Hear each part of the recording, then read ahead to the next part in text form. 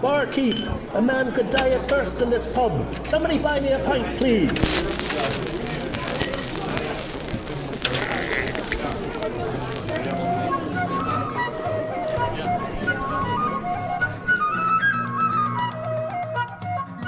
Well, hello, everybody. Here I am yet again with quite the interesting guest for us tonight. A man of song and story, well-traveled. He remembers at least a one-third of all of the places he's been to. He probably knows things about me. I'm sure he knows things about me that are going to make for great stories at my wake. So, musician, marching musician, composer, arranger, singer, storyteller, the one and the only, Mr. Marc Bernier. Monsieur Bernier, bonsoir. Bonsoir. How are you tonight, sir? I'm doing well. Summer just hit in New England today. It's been rather cool. And today we're in the 90s. So what would that be to Europeans? That would be like the 60s? That 40, high 30s. Okay. Yeah, that's what it is here today also. We got the same thing all of a sudden, bang, here's summer. Yeah, and it's here. Yeah. Yes. Yeah. And it's here. Deal with it. So once upon a time, as a very younger version of yourself, you discovered this stuff called fife and drum music. How in the world did that initial infection happen? Probably just about the same time you encountered it. 66, 67. Yep. We had moved back to, my family had moved back to New England from St. Louis. And within a couple of months of us living in Connecticut, my father joined the Essex Sailing Masters, the fife and drum corps from Essex. Anytime there was a musical instrument in the house, Mark played it. So any instrument that was in the house, Mark played. So he no sooner was marching with a fife and drum corps, and while he was at work, I was walking around the backyard playing tunes on the fife. I was not, however, permitted to join a drum corps. I didn't join a fife and drum corps until, I was an adult. I was 18, 19 years old. Oh, wow. Yeah. I was the oldest of 5 kids in my family, I'm the youngest of 5.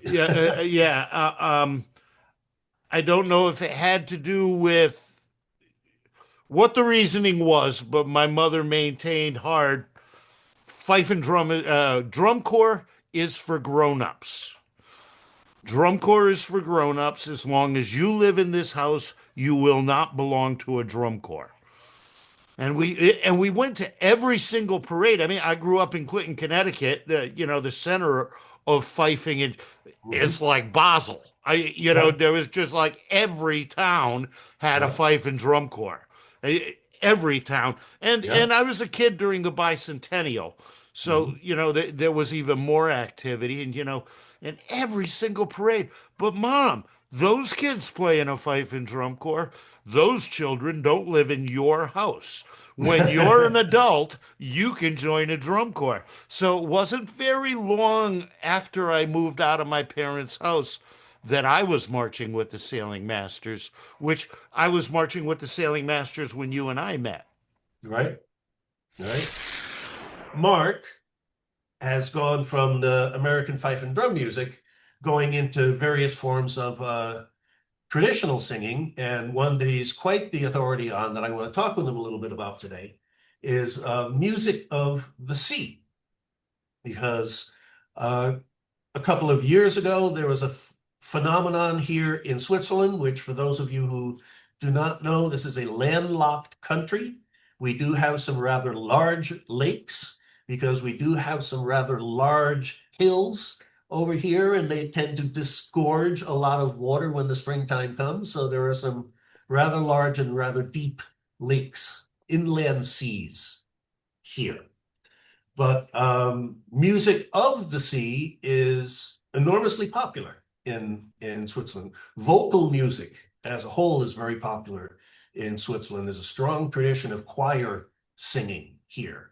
Yes. So a couple of years ago, along comes your man with this song called The Wellerman, with him pounding on the back of the guitar and singing a particularly catchy sea shanty sounding piece of music. And you hear all these crazy groups around the world, all these very slickly dressed pirates and things on YouTube singing their versions of it. It's something different than what I want Mark to talk about. I'd like Mark to talk about actual sea music and how it was utilized as really a tool when working aboard the large whaling ships or the faster schooners Yes. and clipper ships, because these were all rag boats. These were all ships that were under sail, and it took coordinated effort by a lot of men to hang all these sheets. So, Mark, tell us a little bit about some of the basic skills a 18th, 19th century sailorman, whalerman would have to be So familiar. yes, so it shantying is a work song tradition, and it comes out of people people prior to 100 years ago used to do silly things like talk to each other and Ugh. sing songs when they gathered. Okay, there was, you didn't have the so Mhm. they when people gathered, even you may even remember as a kid singing carols when the family gathered at the holidays. Absolutely. This is something people did. Um, where shantying develops in the early 19th century, at the end of the Napoleonic Wars, at the end of that era, it's really the first time in about 2 centuries that nobody in Europe or North America is at war with anybody. It really, for about 2 centuries, there was a war going on. Mhm. Okay. And immediately, so for that period of time, every boat on the water had a crew of a couple hundred men because they could be attacked at any point and they needed to defend themselves. By 1819, 1820, nobody's at war, and your leading maritime countries are very, very capitalist um, economies. The first thing they do is reduce the size of the crews. We don't need extra men on these boats. And technology at the same time is advancing rapidly. Um, Between 1776 and 1820, the average size of a merchant vessel like tripled in size. And just as an example, if people are wondering why would they need a couple of hundred guys on military ships or men of war, remember these at their most advanced killing machine stage had 15, 20 cannons on each side of the ship. And each one of those cannons needed to be manned by 3 men. You get a Correct. very big crew very quickly that way. So that's what Mark is talking about, having these huge vessels with huge crews. That's one of Huge the crews. reasons And they needed that many men, that many and personnel. and the way you won a battle was by outmaneuvering your opponent.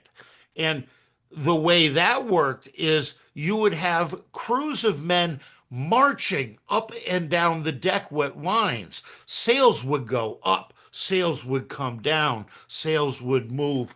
It was, and there was a fifer or drummer, or many European vessels would have a fiddle player. Um, uh, Fiddle players were common in German and Dutch vessels. Mhm. British and American vessels would have a fifer or drummer attached to the marine detachment. Well, all of a sudden, that military bearing on merchant vessels disappears in 1820.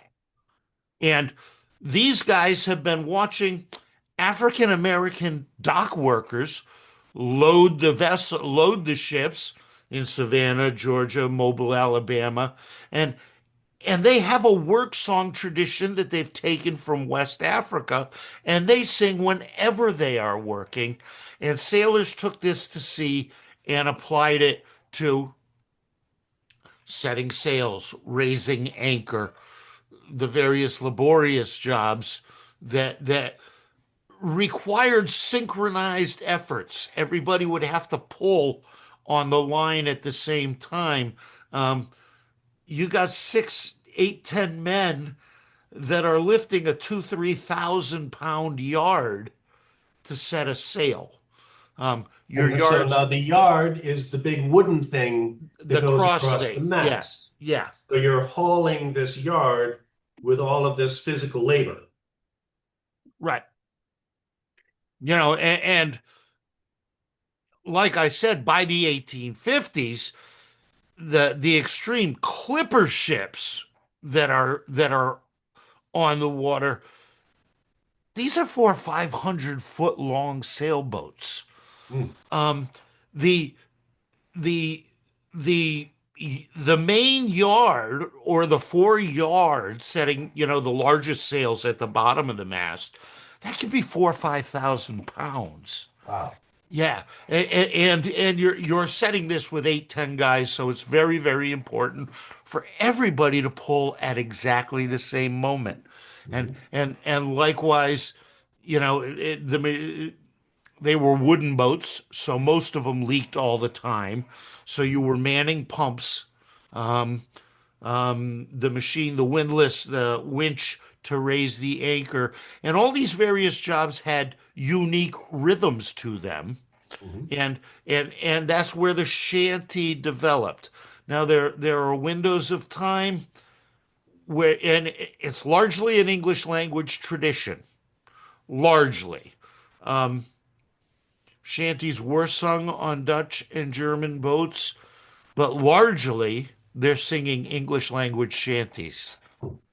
If it, um, yeah, Could you give us some examples of what maybe one of these typical work songs yes. would sound like and how that would attach to whatever the particular job was going to be? So, Because so, we so hear about this stuff, but it's so rare to find somebody who actually knows how it all integrates, how it works together. So I think it would just be and I've brilliant. actually done it. I've worked Yep. under sail, and I've actually done it.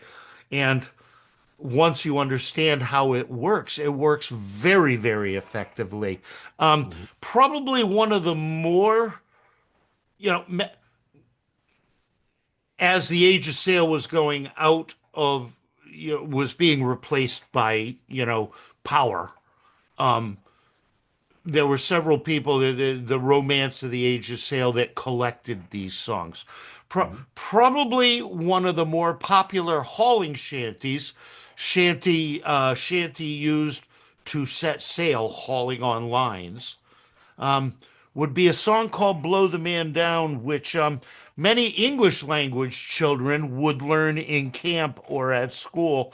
Although the words that I tend I to was going to sing, say. the words, but I'll give you an example, and I'm going to back up a little bit so you can see what my arms are doing.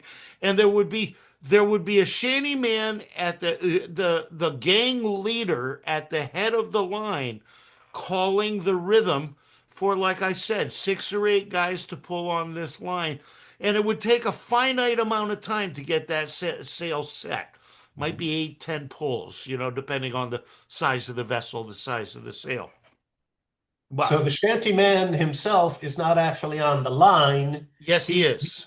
he's also on the line. He's sweating the head of the line. Oh, okay. Yeah, he's sweating the head of the line. Um, and that word sweat Your line comes down from from the sail that you're raising, okay? And it goes through a pulley, a block in the deck, a pulley.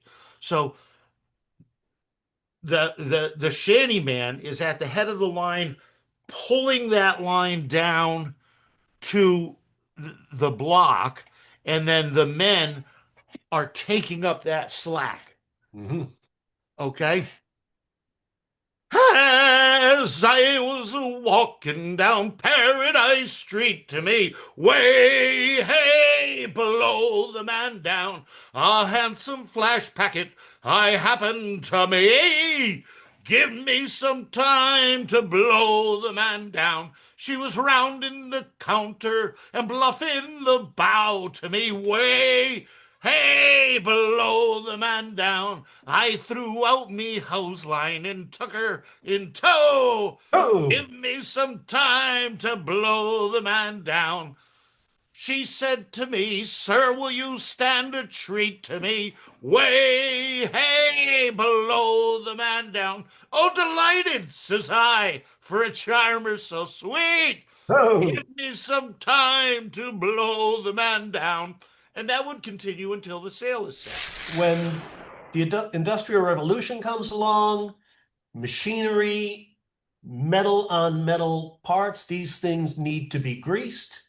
And the number one lubricant in the world in these days was, Whale oil. there you go. So when people wonder why was there a trade in killing these majestic animals, every It, machine ran on whale oil. right. It wasn't just In for Swiss lanterns, watches. in candles. Whale oil was the ambergris from the back of the whale's head, one of the most important ingredients in perfume.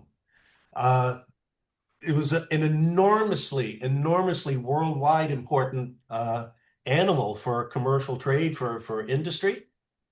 Ambergris comes from the digestive system. Digestive system. Yes, Okay. ambergris comes from the digestive system.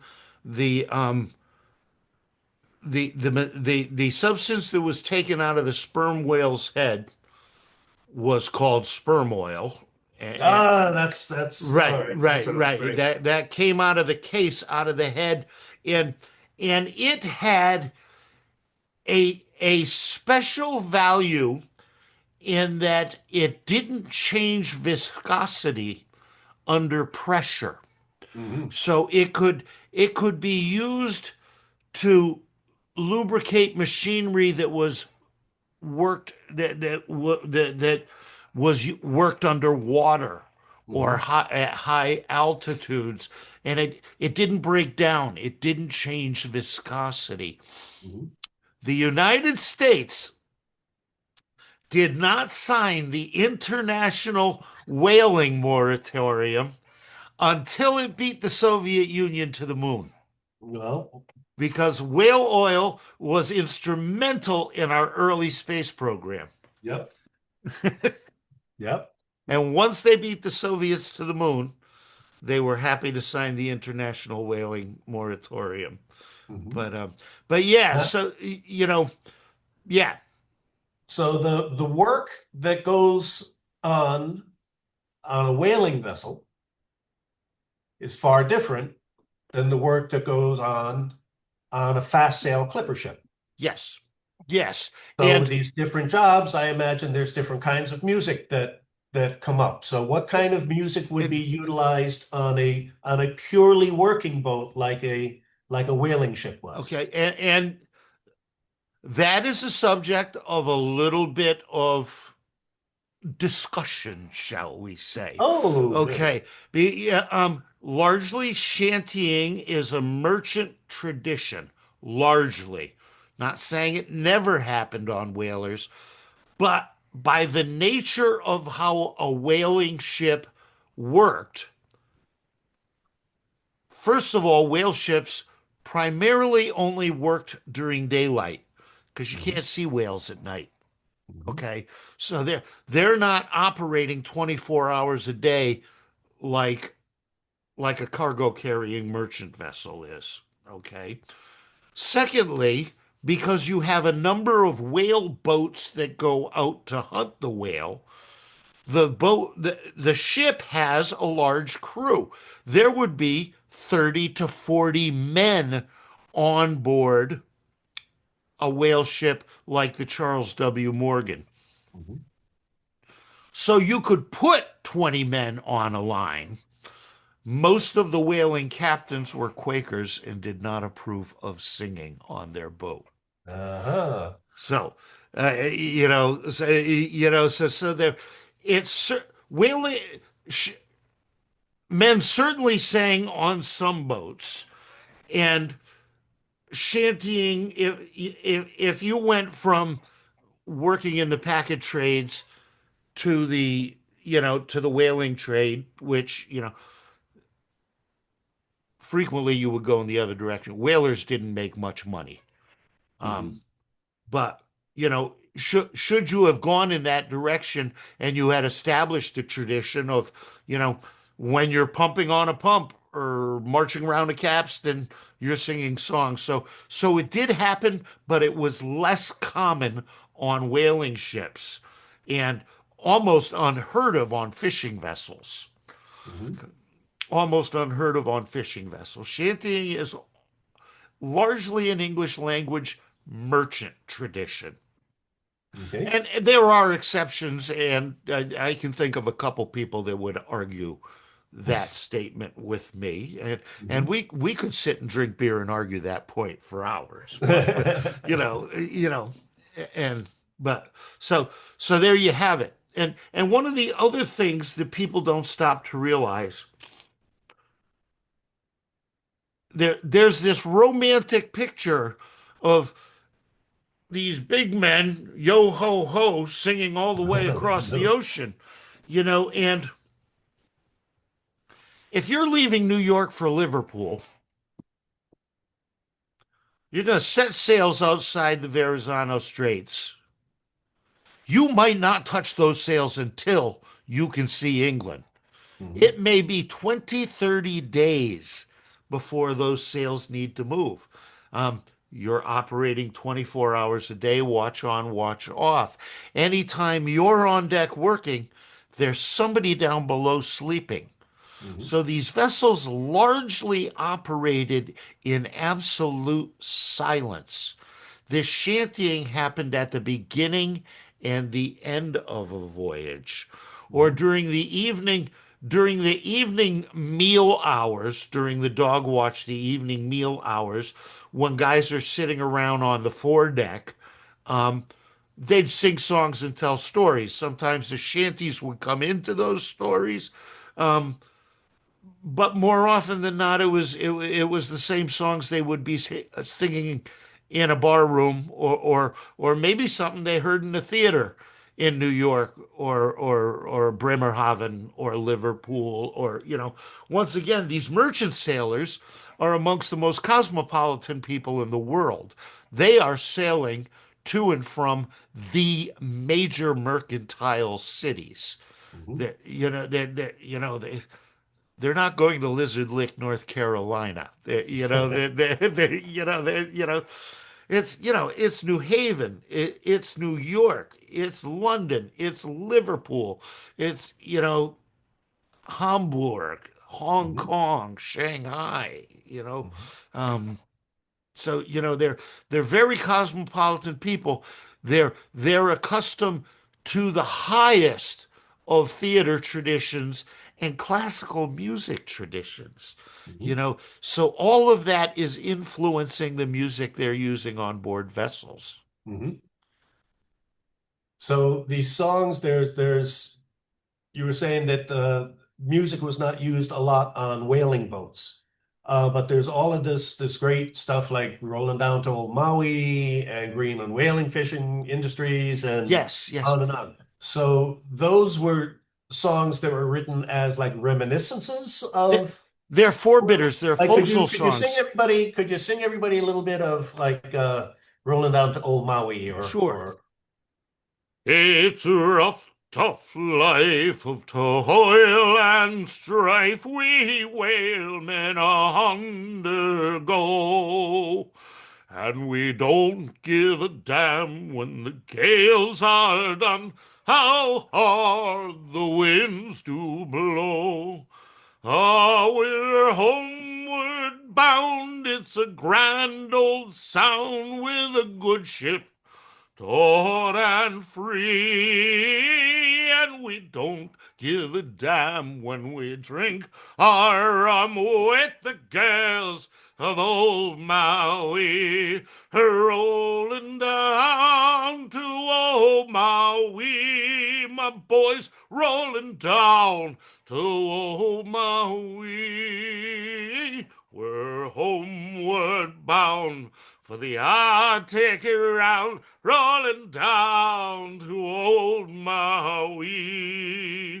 And verse after verse. Mhm. These are folksal songs, Mhm. or forebitters, as an English sailor would call it. These songs are sang during that evening meal period of time when both watches are on deck. You're having your meal, you're mending clothes, you're singing songs, you're telling stories. Maui, what I just sang, doesn't really have a, a rhythmic cadence to it that is going to lend itself to physical labor. It's Mhm. it's a story selling song. It's a storytelling song. Bream and whale fishery, even more so. So many of these whaling ballads, they're exactly that. They're ballads. They're social songs. Mhm. They and you know, as you well know, Skip, um, you could take a reel and play it as a jig or as a Mhm. march, and I can take a ballad and put a march rhythm to it, Mhm. and all of a sudden it's a shanty. Mhm. You know, these men weren't working with books Mhm. that, oh, you can only use this shanty for this job. So Mhm. yes, many of those songs, and there are many, and I can see them, songs that clearly come from New York theaters or Liverpool music halls, that all of a sudden, a couple years after it's on stage in these music centers, they're being used as shanties on board vessels. Mhm. Um, your early days of theater, polite people didn't go to the theater. Mhm. Um, the theater was largely supported by sailors and newspaper boys and laborers. So a lot of the music from the theater ends up being used on board vessels as work songs. Mhm. Mhm. Do you have an example of one of those?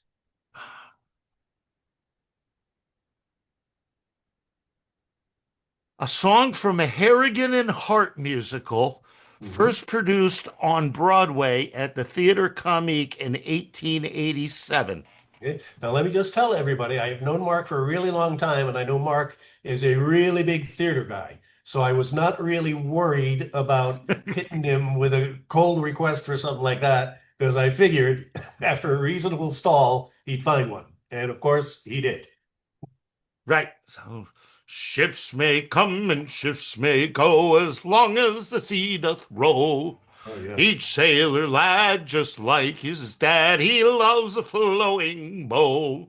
He'll go ashore and on a tear he'll buy some girl a gown. But when your money's all gone, it's the same old song. Get up, Jack John, sit down. Hey, laddie, ho, laddie, heave the capstan round. We'll plow the briny ocean with the jolly roving tar, which is probably a different chorus than you're accustomed to. Hmm. Hmm. The more common chorus sung today is come along, me jolly great boys, there's lots more grog in the jar. We'll plow the briny ocean with the jolly roving tar. Hmm. That version was collected from a woman called Lena Bourne Fish, who lived in Jeffrey, New Hampshire, and she had heard it sung on board a whaling ship out of Portland, Maine. So Oh, that, well. yeah, out of Portland, Maine, so once again, these guys had the song clearly comes from a the clearly comes from the theater. Mhm. Trying to think of the name of the play. The name of the play was called Old Lavender, and it was about a racehorse, and where they're talking about the sailors are betting on this racehorse. Mhm. And then they start singing, when your money's all gone, it's the same old song, you got to ship All out right. again, Yeah, so when was that? The 20s or so? 1887. Yeah, 80s. Yeah, yeah. There's a tradition of these Irish stage bands or fancy bands, they were called. And even the tunes, like if there were no women in the world, da, da, da, da, da, Yeah. da, da, dee, da, bum, bum. They just have this stage sound and rhythm and flow to them where they're clearly not in that presentation anyway, songs for working. They're maybe for dancing or You're social right. entertainment or something, but that's definitely not getting a lot of hard labor. No, right. The Exactly. cakewalks. Hmm. But then these songs, you put it into 4/4 meter and you break it up a little bit, and all of a sudden it's a shanty. Mhm. And half the guys heard it last time you were in New York or Yeah. Liverpool or wherever Yep. you were. Yep. Yep. So now Jack Tar has finished his 7 years on the whaling boat, and they've pulled into Liverpool or what have you pool. Get off the ship, get their little bit of pay, stumble down to the local pub. What kind of music are we going to hear in there? You're certainly going to hear a lot of game songs and drinking songs. What You would know, be a eh, good song? Here's a good luck to the pint pot, good luck to the barley mow. Jolly good luck to the pint pot, good luck to the barley mow. Here's a pipe out of half a pint, Jill pot of half a Jill, quarter Jill, nipperkin and a brow bowl. Here's good luck, good luck to the barley mow. Yeah, yeah, yeah. Here's good luck to the quart pot, good luck to the barley mow. Jolly good luck to the quart pot, good luck to the barley mow. Here's a quart pot of pipe out of half a pint, Jill pot of half a Jill, quarter Jill, nipperkin and a brow bowl. Here's good luck, good luck to the barley mow. Yeah, yeah, yeah. Here's good luck to the half gallon, good luck to the barley mow. Jolly good luck to the half gallon, good luck to the barley mow. Here's a half gallon quart, but a pipe, but a half a budget, but a half a jill, quarter jill, nipperkin, and a brubble. Here's good luck to the barley mow. Yeah, yeah, yeah. Here's good luck to the gallon. Boom, boom, boom, boom, boom, Boom, boom. boom, boom. Up to the And so brewer, these up are to the. all now for those of us unfamiliar with these terms, these are all measurements. Yes, yes. Yeah, So could you they are. slow that down a little bit and tell us what those were? Half a gill. Okay.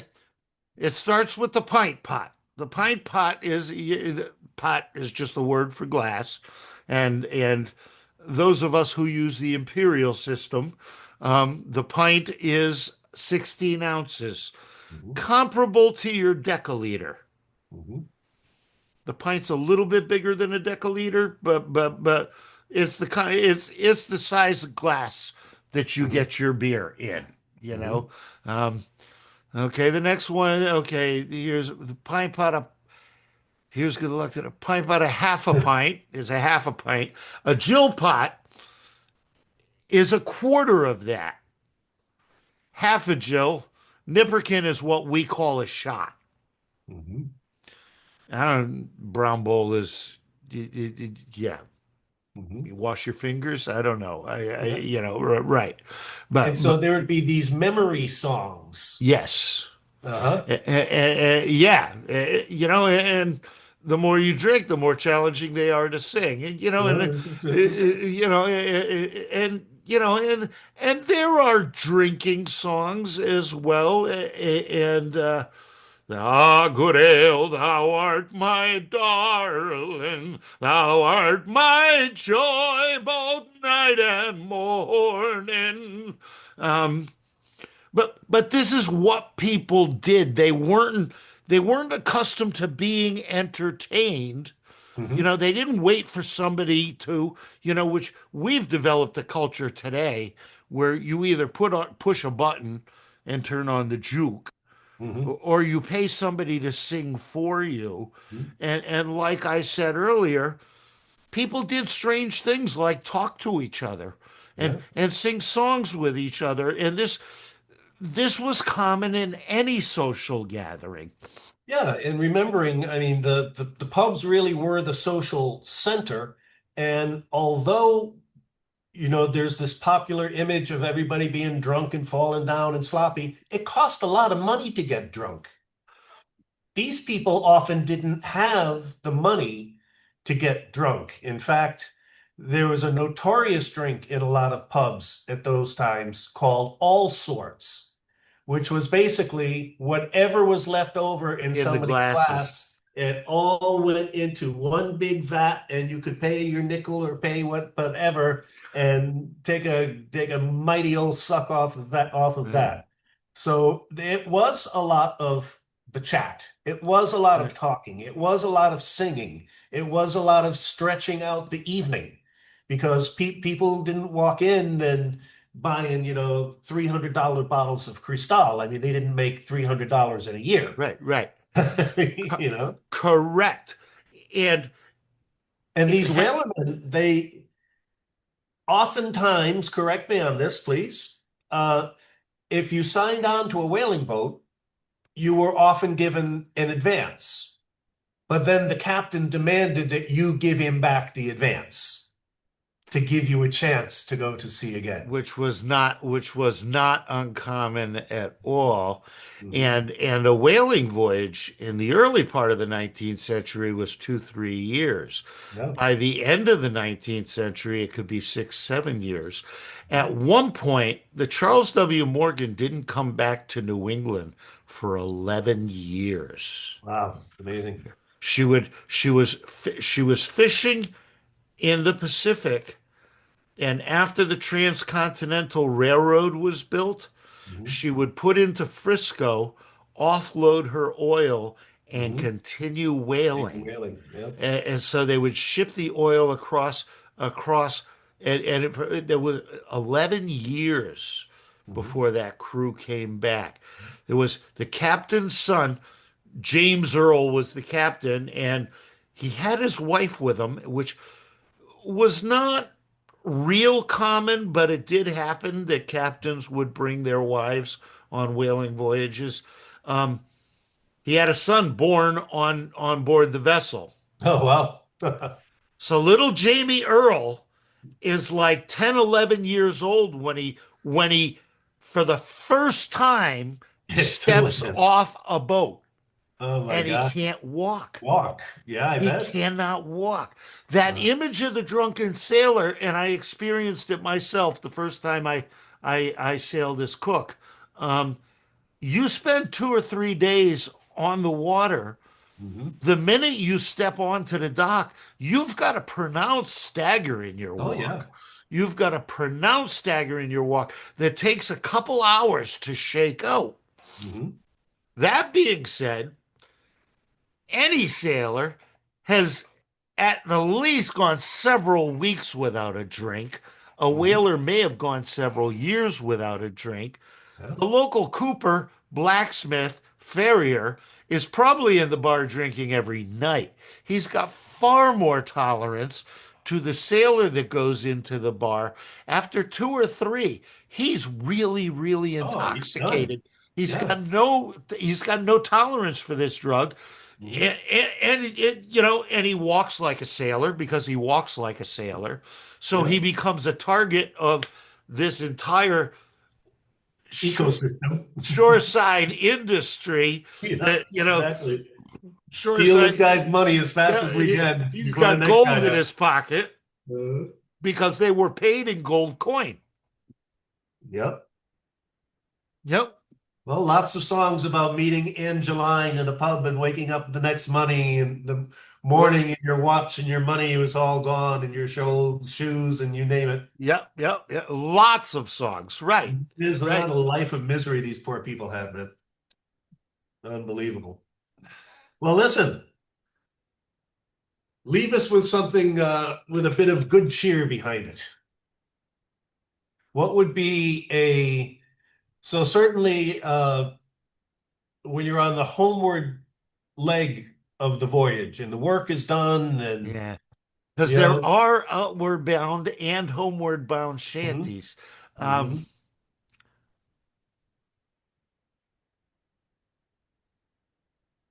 mhm. uh,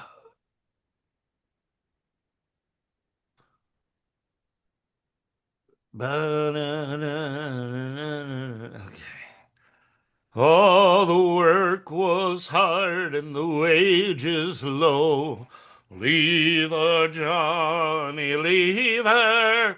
And now once more ashore we'll go, and it's time for us to leave her. Oh, leave her, Johnny, leave her. Oh, leave her, Johnny, leave her. All the voyage's done and the winds don't blow, and it's time for us to leave her. Oh, the rats have left and we the crew. Leave her, Johnny, leave her. And now ashore we'll go to, and it's time for us to leave her. Oh, leave her, Johnny, leave her. Oh, leave her, Johnny, leave her. Oh, the voyage is done and the winds don't blow, and it's time for us to leave her. Now the cook was a drunk, but the food it wasn't bad. Leave her, Johnny, leave her. And he knew a song or two that would make your mother mad. And it's time for us to leave her. Oh, leave her, Johnny, leave her. Oh, leave her, Johnny, leave her. Oh, the voyage is done and the winds won't blow, and it's time for us to leave her. Lovely. Perfect way to close out a And lovely interview. that would be traditionally sung as you were coiling up the anchor cable and tying up to the dock. That would traditionally be the very last thing you sang on the boat. Um, Yes. Perfect. Well, traditionally, I would be wearing a my green Healy Flute Company T-shirt, but today I've been in honor of a past gig that Mark and I did years and years and years ago in the great city of Austin, Tejas, once upon a time, long that was a ago. great festival. That was a great That festival. was a great festival. That was a lot Yeah, of fun. That yeah, was a yeah, lot of fun. yeah. 2000 and something, 2000 and not much, 2003. Repeatedly, because we performed on several stages over the course of the festival, but repeatedly, whoever was running the board was both Skip and I have a couple pairs of cowboy boots. Mhm. The fact that we were playing in Texas, we wore our boots on stage, and they were like, I remember one guy, "Oh, those are pretty big pair of badass boots you got on there, son." He says, "You haven't heard me sing yet, have you?" And I come off stage after I said, he goes, "That's a damn fine, nice pair of boots you got there." We say down there, all hat and no cattle. Yeah, yeah. Well, Mark, thank you very, very, very much. It was great to have you on. I hope you enjoyed yourself. Hope everybody picked up a little bit of knowledge about music of the sea and related things. Thank you for having me. Thank My you. pleasure. We'll have to do this again sometime. I'm sure we will. Very good. Thanks, Mark. Cheers. Cheers. Cheers. Take care. Yeah. Well, I hope you all enjoyed that discussion of music of the sea and shipboard life between two old friends. You may have noticed that the video on my side, the lighting was getting darker and darker as, as the video was going on. That's because Mark and I spoke for 3.5 hours filming that episode. It's also why there were a few more edits than you may be used to seeing in the videos. But I had a great time with Mark. He really has a lot of knowledge about music of the sea and shipboard life. As he said, he had worked under sail on a few ships as cook. And no, it was not the kangaroo, for those of you who know the old Planksty song about shipping as cook and crew aboard the good ship Kangaroo. Going to take a look now at the tune I played for you from the tunes from the shop segment yesterday, the Sailors Hornpipe.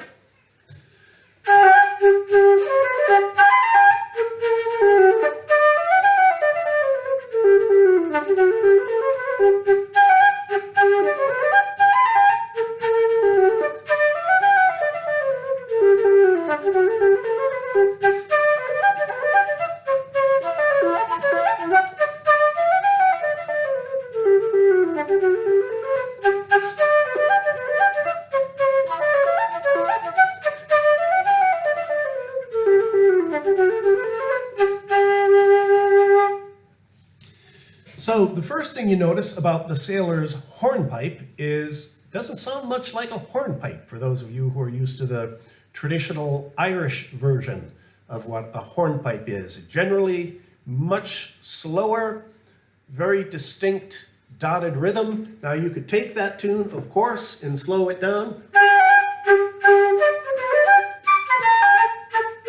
but it still doesn't have the hornpipe feel, that dotted rhythm that's so important to the hornpipes, which has always led me to believe that this was a music hall song that ended up going aboard ships somehow. And from what Mark was saying earlier in this discussion, that the early music halls were not for genteel people. I mean, they were pretty rowdy places. The music also was not the most genteel stuff in the world. So this tune always had a much more music hall feel to me than that of a traditional style hornpipe. Now the Sailors Hornpipe, what I just played, is in the key of G, which means we're going to be playing C naturals, except for a really cool little half step that happens in the second half, where we're first playing C natural and then we're playing C sharp, which also, to me, gave it a little bit more of a music hall sound than a traditional hornpipe sound. So this rocks back and forth a lot between G major figures and D chord, G figures and D figures.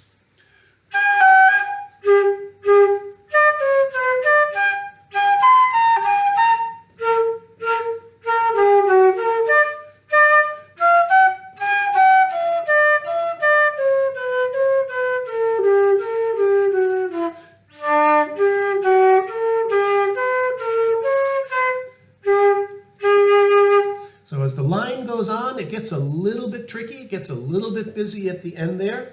The beginning couple figures are very simple with G, F sharp, and G back and forth. A little bridge.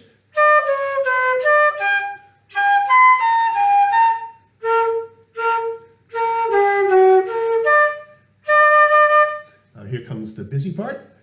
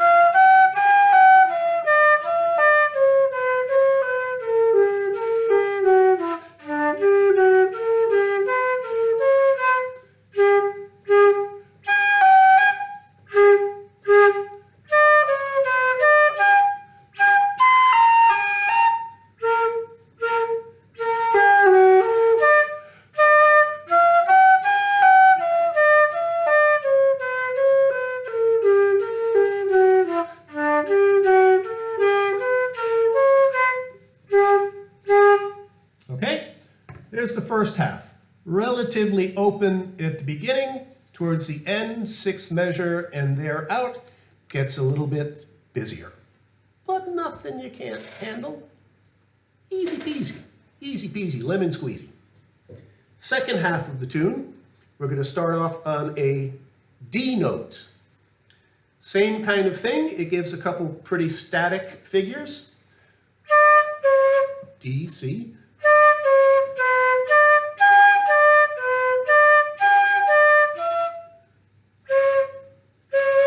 So two C naturals there, and that's very important because they're not going to be C naturals in a minute.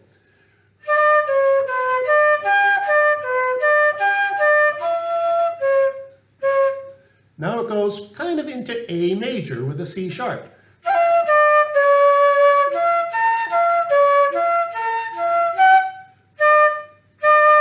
Which is the coolest part of the tune. And then it has the ending from the first half.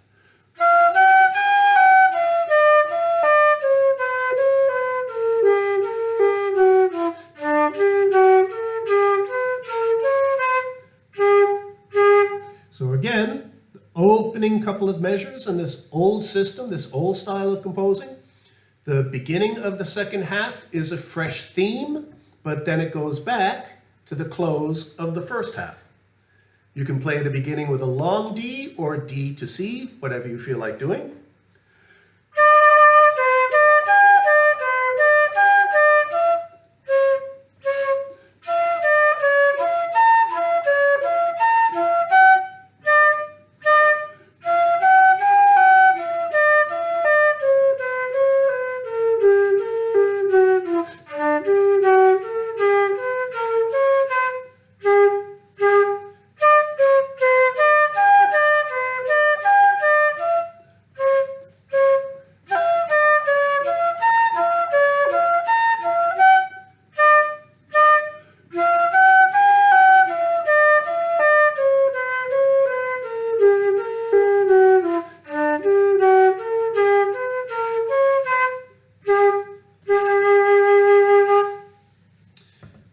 That's the tune. Now, as far as working a few ornaments into it, these long open notes in both halves are very good places that you can toss in a couple of rolls in there, leave some of them long if you want, put some rolls in there. What I was playing, excuse me.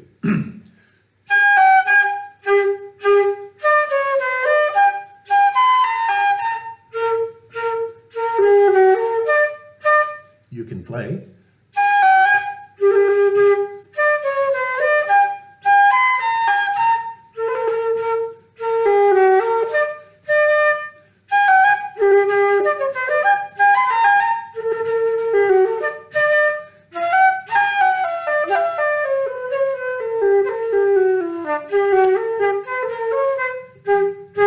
Some single grace notes at the start of each of those figures.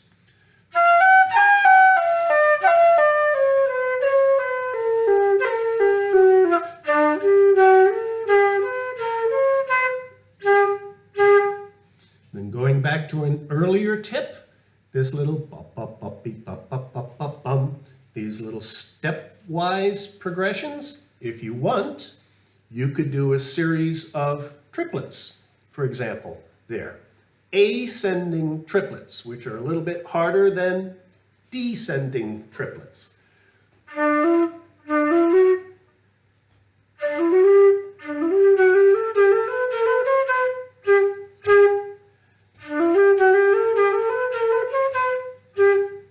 See, it's so hard, I had to think about it. I had to think about what I'm doing for a second. That's when you really expose yourself to things. When you slow them down and you have to think about, oh, what's coming? Do I really know what I'm doing or not?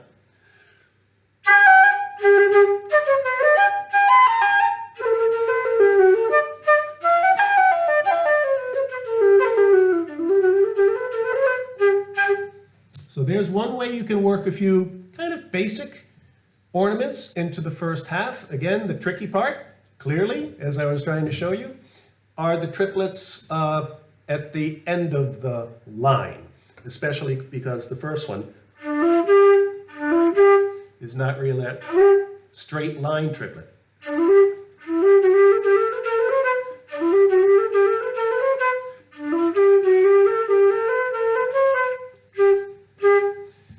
Second half.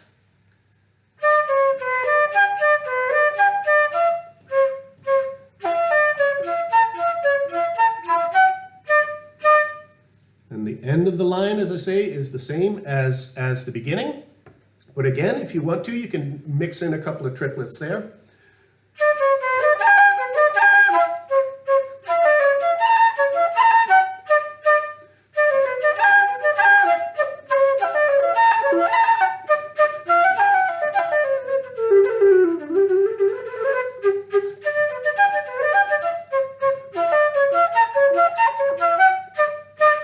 You can do some of the famous Skippy ascending quasi arpeggios.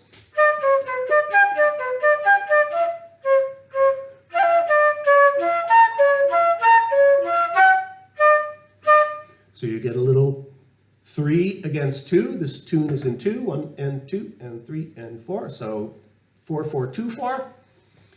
But if you put the 3 figures in, you're playing now a 3 rhythm against the basic 2. That is your jazz style 3 over 2 or 3 against 2 rhythm. So it's a great tune, very, very well-known tune. In America, people of my vintage or slightly younger may know it as Popeye the Sailorman.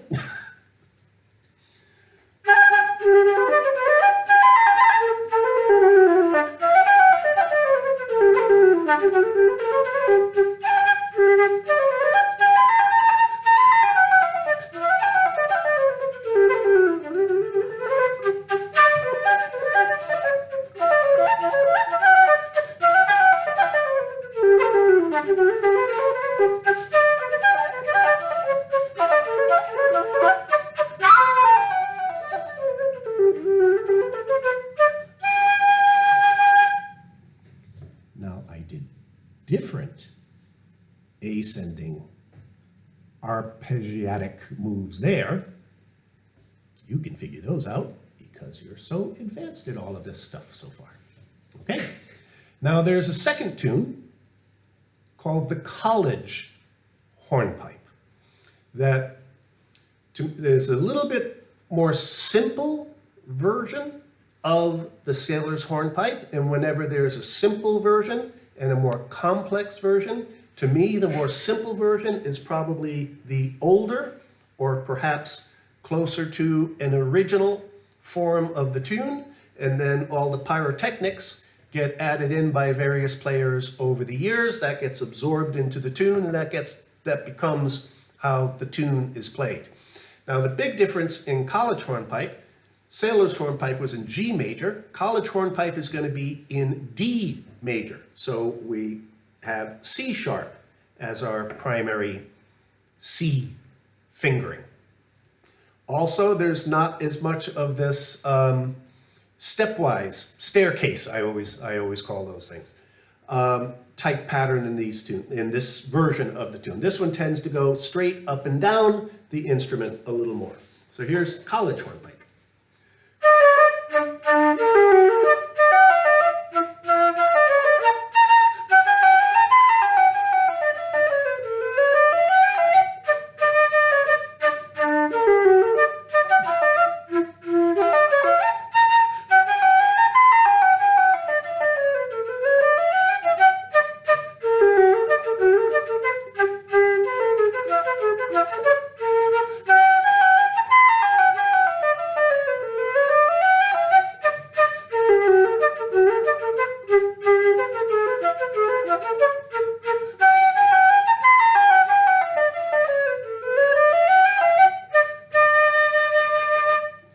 So if you're now familiar with how the Sailors Hornpipe sounds, you should be able to figure out this tune pretty easily. So we're starting on a D note.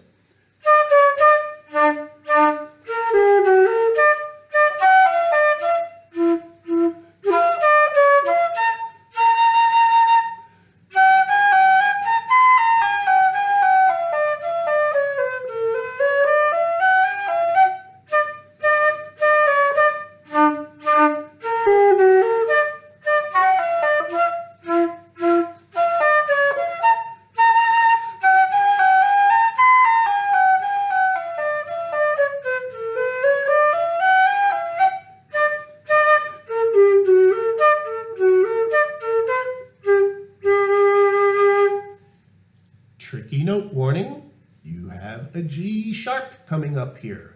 So the difference between Sailors Hornpipe playing from the C natural into the C sharp, here the second note is going to be a G sharp.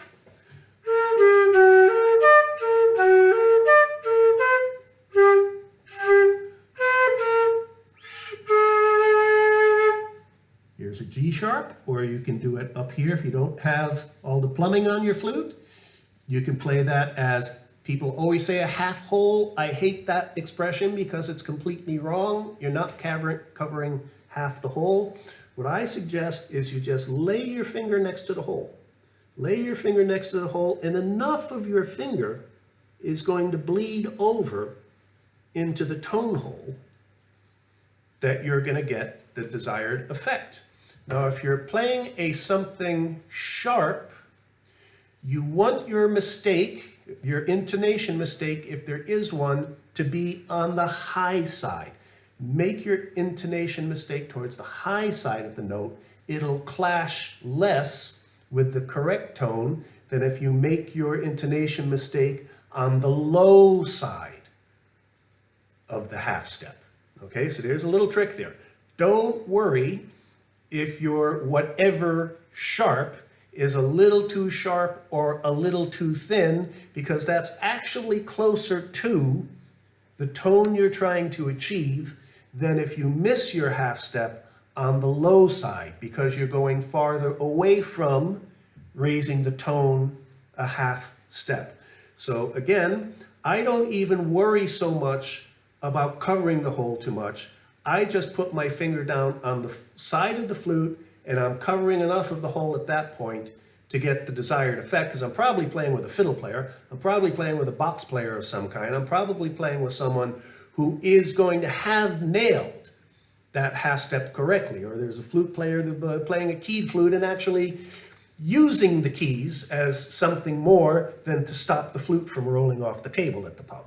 Okay, if you have keys on your flute, learn how to use them. There's going to be some tips coming up about learning the chromatically how to use the plumbing on your flute. You paid extra for it, you might as well use it.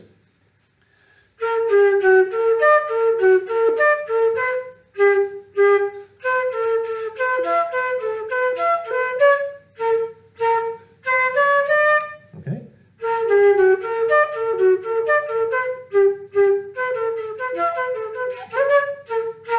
See, as you speed up, the ear hears, especially because the G natural is before it, then the ear is going to vibrate differently. It's going to hear that that sound, that pitch, has now gotten higher, so you're actually getting the effect that you want to have of a higher half-step sound in that position.